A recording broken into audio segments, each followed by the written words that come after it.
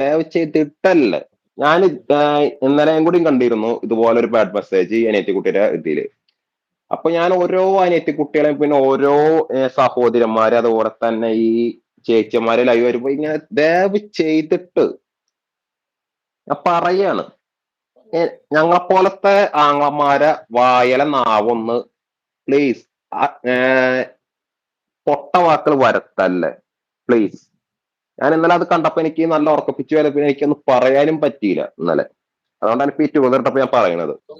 ദയവ് ചെയ്തിട്ട് നിങ്ങൾ സപ്പോർട്ട്, നിങ്ങൾ ബാഡ് കമന്റ് ഇടാനായിട്ട് വരണം. സപ്പോർട്ട്, നിങ്ങൾ ബാഡ് കമന്റ് ഇടാൻ മാത്രമായിട്ട് വരണ്ട. നിങ്ങൾ ഒരു കാര്യം ചെയ്യും, വേറെ ലൈവിൽ സ്കിപ്പ് ചെയ്തിട്ട് നിങ്ങൾക്ക് കാണിച്ചു തരുന്ന ഇഷ്ടം പോലെ ലേഡീസ് ഉണ്ട്. ആ ലൈവിൽ നിങ്ങൾ പോയിക്കോ, ഒരു കുഴപ്പമില്ല. പക്ഷെ നല്ല രീതിയിൽ ലൈവ് നടത്തുന്ന ലേഡീസിന്റെ ലൈവില്, അതായത് ഞാൻ പറയുന്ന വെച്ചാൽ സഹോദരന്മാരുടെ ലൈവിലും ചേച്ചിമാരെ ഞാൻ സപ്പോർട്ട് ചെയ്യുന്ന ഏതെങ്കിലും സഹോദരന്മാരെ അല്ലെങ്കിൽ ഏതെങ്കിലും ലൈവ് കണ്ടു കഴിഞ്ഞാൽ ഒരു മക്കളെ നിങ്ങളാ കാര്യം തീരുമാനാക്കും ഞാൻ.